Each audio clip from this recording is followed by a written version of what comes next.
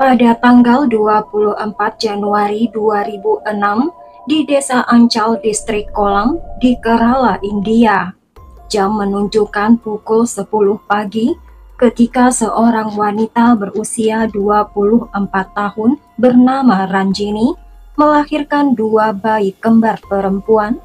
Ibu Ranjini Santama yang menunggu dengan cemas di luar sangat gembira ketika dia mendengar berita itu. 17 hari berlalu, pada tanggal 10 Februari 2006, Santama pergi ke petugas administrasi desa untuk mendapatkan akta kelahiran bagi cucu-cucu kesayangannya. Sekitar waktu yang sama, seorang wanita muda datang mengunjungi Ranjini dan bayinya di rumah mereka. Namun, dalam hitungan menit, teriakan keras bergema di seluruh rumah. Wanita itu berlari keluar rumah, wajahnya pucat karena ketakutan. Mendengar teriakannya, tetangga bergegas masuk untuk melihat apa yang terjadi. Apa yang mereka lihat membuat mereka ketakutan. Ranjini terbaring di lantai, lengan dan kakinya terbuka lebar, matanya terbuka menatap tak bernyawa. Cairan merah menutupi lantai di sekitarnya dan lehernya terluka parah. Di sampingnya, kedua bayinya yang baru lahir terbaring tak bernyawa dalam kondisi mengerikan yang sama. Beberapa saat kemudian, Santama tiba dan melihat pemandangan yang mengerikan itu. Tubuh Santama gemetar dan sebelum dia dapat bereaksi, Santama pingsan. Tetangga yang terkejut dan panik menyiramkan air di wajah Santama untuk membangunkan Santama. Kemudian, tanpa membuang waktu, mereka menelpon polisi dan melaporkan kejahatan yang mengerikan itu. Siapakah yang bisa melakukan kejahatan yang kejam itu? Kasus yang mengejutkan itu tidak terpecahkan selama tidak hanya 1 atau 2 tahun, tetapi selama 19 tahun yang panjang. Ketika Ranjini yang berusia 22 tahun adalah wanita ceria yang tinggal di kota Ancal, Ranjini dicintai oleh semua orang karena sifatnya yang ramah. Tetapi hidup tak mudah bagi Ranjini. Dia kehilangan ayahnya di usia muda dan dibesarkan oleh ibunya Santama yang berjuang untuk memenuhi kebutuhan Ranjini. Meskipun dalam kesulitan, Ranjini tetap penuh kehidupan dan harapan. Kemudian tibalah hari yang merubah segalanya. Di sebuah pekan raya desa, Ranjini bertemu seorang pria muda dari desa terdekat. Nama pemuda itu Dibal Kumar, seorang perwira tentara India yang pulang cuti. Apa yang dimulai sebagai pertemuan yang sederhana berubah menjadi pertemuan yang mendalam. Tak lama kemudian, Dibal mengungkapkan cintanya pada Ranjini. Untuk gadis 21 tahun, menerima pernyataan cinta pertamanya adalah momen yang sangat bermakna. Hidup Ranjini berubah seketika, gadis yang tumbuh tanpa ayah. Ranjini selalu mendambakan cinta dan perhatian. Jadi ketika Dibal datang dalam hidupnya, Ranjini mempercayai Dibal dengan sepenuh hatinya. Dan mengapa tidak? Dibal adalah seorang perwira tentara India. Itulah sebabnya ibu Ranjini Santama tidak pernah mempertanyakan Dibal. Santama sepenuhnya mempercayai Dibal. Sementara itu Ranjini sangat jatuh cinta. Ranjini percaya Dibal adalah masa depannya, kebahagiaannya. Cinta mereka tumbuh semakin kuat dan mereka menjadi semakin dekat secara fisik. Mereka berbagi banyak momen kebersamaan yang sangat dekat. Merasa tidak ada yang bisa memisahkan mereka. Tetapi ada satu masalah, semuanya terjadi sebelum menikah. Dibal tidak pernah memperkenalkan Ranjini sebagai istrinya kepada dunia luar, tetapi segalanya berubah ketika 1 bulan Ranjini tidak datang bulan. Karena khawatir, Ranjini pergi ke pusat kesehatan pemerintah setempat untuk pemeriksaan. Hasilnya membuatnya terkejut, Ranjini hamil. Pada awalnya, Ranjini merasakan gelombang kebahagiaan. Ranjini berpikir bahwa Devil akan sama gembiranya seperti Ranjini. Bagaimanapun mereka saling mencintai. Tetapi apa yang terjadi selanjutnya lebih buruk dari mimpi buruk. Saat Ranjini memberitahukan Devil tentang kehamilannya, perilaku Devil berubah total. Devil tidak lagi seorang laki-laki yang peduli pada Ranjini. Tanpa ragu-ragu, Devil menyangkal bahwa bayi itu miliknya. Bahkan yang lebih jauh, Devil mulai mempertanyakan karakter Ranjini, membuatnya tampak Ranjini telah mengkhianati Devil. Ranjini menolak untuk tetap diam. Ranjini melawan kata-kata kejam Devil, tetapi alih-alih menerima kebenaran, Devil lebih tidak berperasaan, menyerang Ranjini dengan hinaan. Dengan hati dingin, Devil berkata, "Mencintai gadis sepertimu adalah kesalahan terbesar dalam hidupku. Apakah kamu benar-benar berpikir keluargaku akan menerima kamu sebagai menantu mereka?" Kata-kata kejam Devil menghancurkan Ranjini, tapi apa yang Devil lakukan selanjutnya bahkan jauh lebih buruk. Devil mulai memaksa Ranjini untuk menghilangkan bayinya, tetapi Ranjini bukanlah seseorang yang menyerah pada tekanan. Ranjini berdiri kuat dan membuat satu hal dengan sangat jelas, tidak peduli apapun, Ranjini akan melahirkan bayinya. Ranjini menolak mendengar ancaman Devil. Menyadari bahwa Ranjini tidak akan menyerah, Devil melakukan hal yang paling pengecut, dia melarikan diri.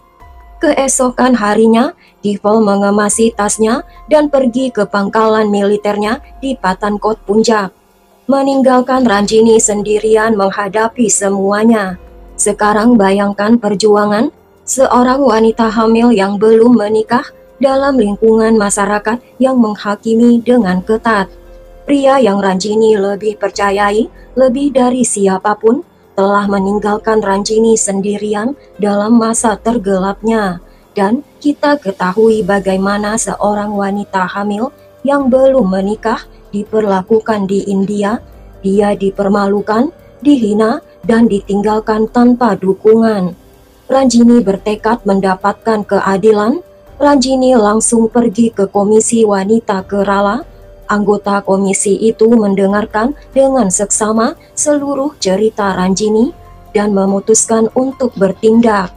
Komisi itu mengirim pemberitahuan kepada Devil, memintanya untuk segera melakukan tes DNA setelah dia kembali dari pangkalan militernya di Patankot.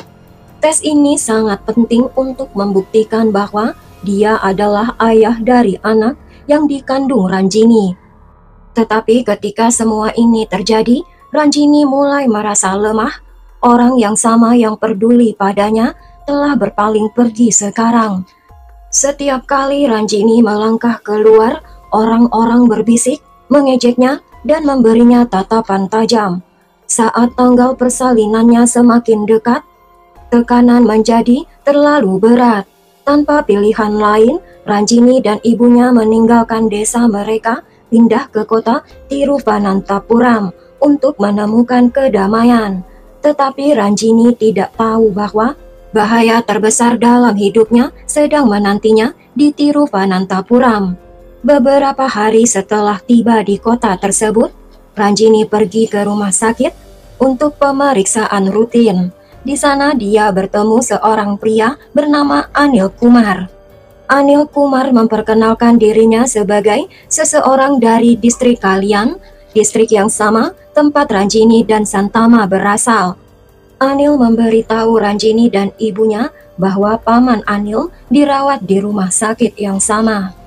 Mendengar bahwa Anil berasal dari kampung halaman mereka, Ranjini dan Santama segera merasa nyaman.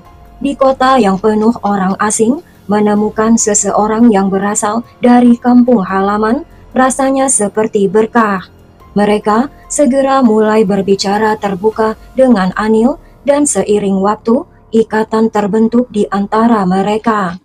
Pada saat ini Ranjini lelah baik secara fisik dan mental. Ranjini telah berjuang sendirian begitu lama, dan ketika Anil menawarkan bantuan, Ranjini tidak mampu untuk menolak. Santama juga merasa nyaman dengan Anil. Kebaikan dan sikap hormatnya membuat Anil dipercayai seperti anggota keluarga dekat. Tetapi ketika semuanya tampak baik-baik saja, tantangan lain muncul.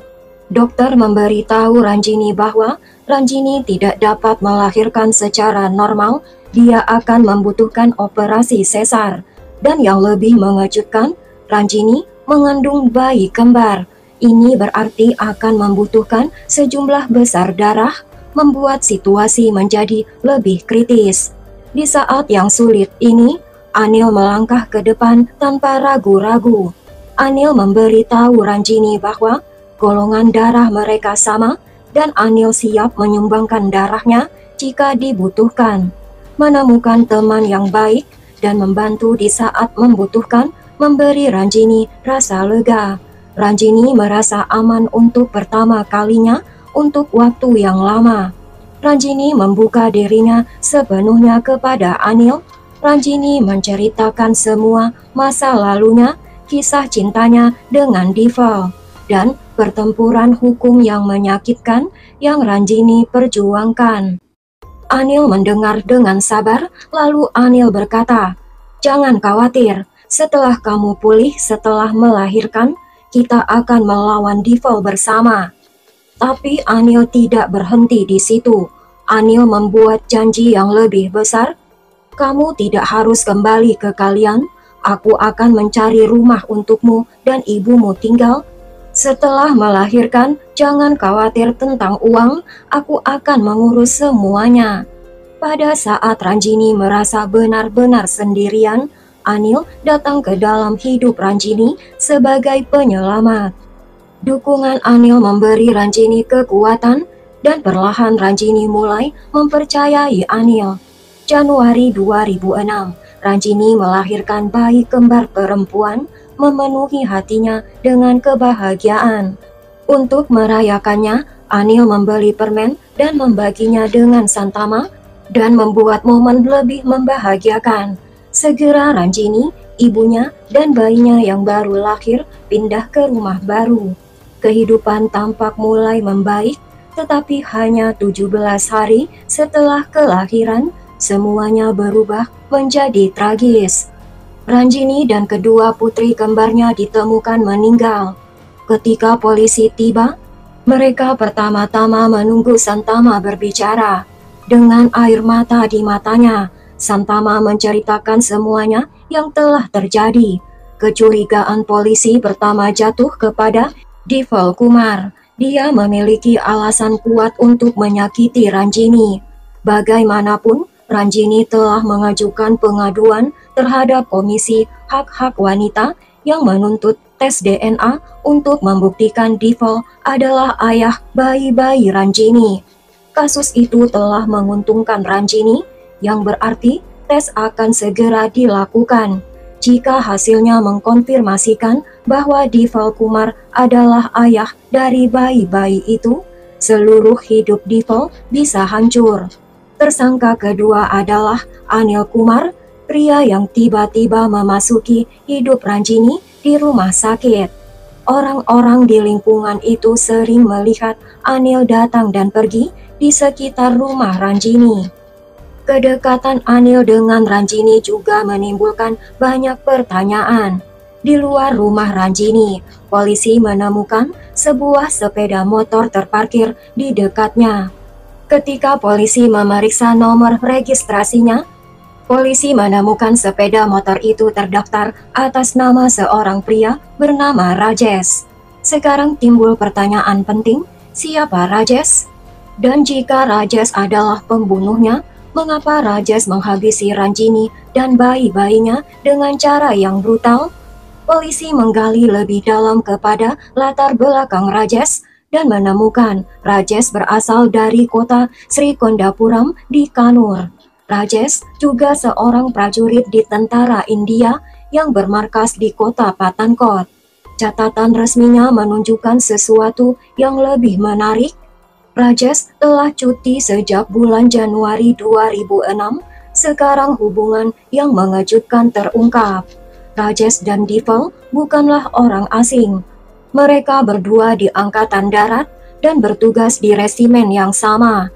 Ini berarti ada kemungkinan bahwa Deval ada keterlibatan dengan Rajesh dalam keterlibatan dengan kejahatan. Untuk mendapatkan jawaban, polisi menunggu pejabat Angkatan Darat di Pathankot dan memberi tahunya tentang kasus ini. Tetapi apa yang polisi temukan selanjutnya membuat misteri ini semakin dalam. Keduanya, Deval dan Rajesh, tiba-tiba menghilang. Tidak ada yang dapat menghubungi mereka. Telepon mereka dimatikan. Mereka telah menghilang. Pada bulan Maret 2006, tentara India secara resmi menyatakan Deval dan Rajesh sebagai pembelot. Angkatan Darat kemudian mengirim foto Rajesh dan Deval dari Pathankot ke polisi melalui fax. Ini memberi polisi terobosan nyata pertama. Mereka sekarang memiliki foto Deval dan Rajesh. Ketika polisi menunjukkan foto Rajesh kepada Santama, Santama benar-benar terkejut. Mata Santama membelalak saat dia tersentak. Pria itu adalah Anil Kumar. Dia adalah orang yang bertemu Ranjini di rumah sakit, membantu Ranjini, dan bahkan mengunjungi rumah mereka. Penemuan mengejutkan ini mengubah semuanya. Itu berarti teman Deval, Rajesh, telah menyamar sebagai Anil dan mendapat kepercayaan Ranjini. Tapi mengapa? Apakah ini adalah rencana Deval? Apakah Deval telah mengirim Rajesh untuk memata-matai Ranjini dan menemukan saat-saat yang tepat untuk menghabisi Ranjini? Polisi sekarang memiliki teori mengerikan. Pada hari pembunuhan, Santama telah pergi ke kantor pemerintahan untuk mendaftarkan kelahiran bayi Ranjini. Itu pasti ketika Rajesh memasuki rumah dan secara brutal menghabisi Ranjini dan bayi-bayinya. Tetapi masih ada satu bukti yang dapat membuktikan semuanya, tes DNA. Selama postmortem, dokter telah mengumpulkan sampel DNA kedua bayi kembar untuk pembuatan profil.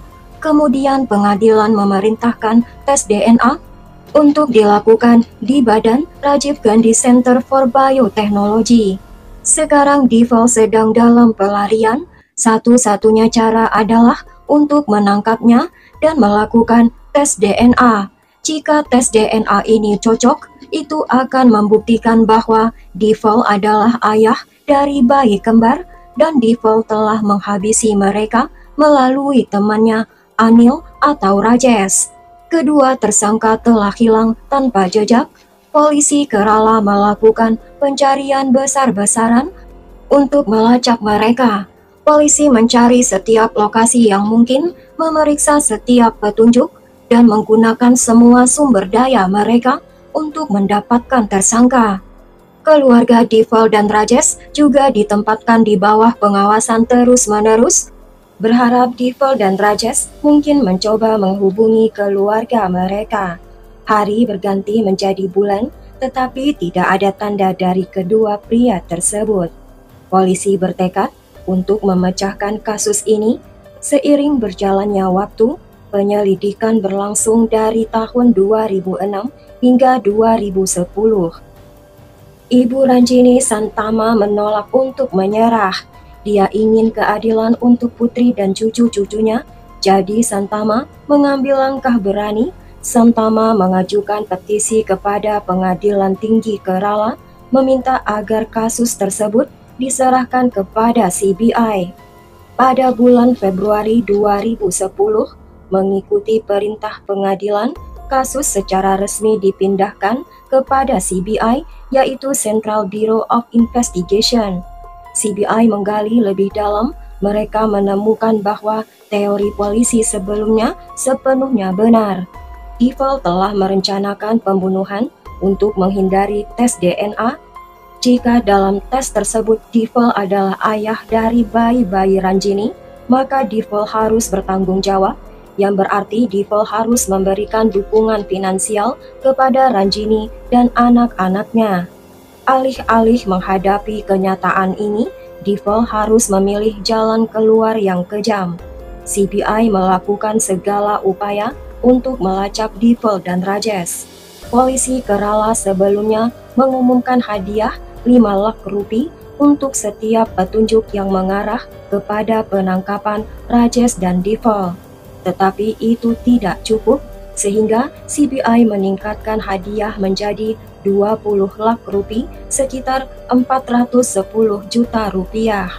Meskipun semua upaya ini, tersangka masih hilang tanpa petunjuk baru dan tidak ada penangkapan, kasus mulai mendingin.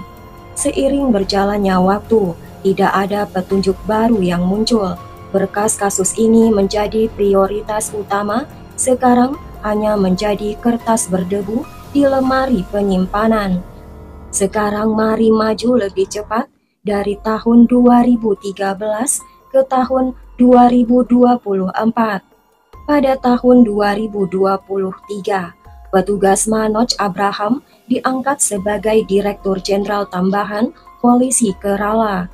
Manoj tidak hanya tertarik memecahkan kasus baru, dia memiliki keinginan kuat untuk membuka kembali kasus lama yang belum terpecahkan dan membawa keadilan kepada korban yang terlupakan. Kemudian pada bulan Agustus 2024, kasus pembunuhan Ranjini mendarat di meja Manoj Abraham. Saat Manoj membaca rinciannya, dia terkejut. Kejahatan itu brutal, 2 bayi baru lahir baru berusia 17 hari, dihabisi dengan darah dingin.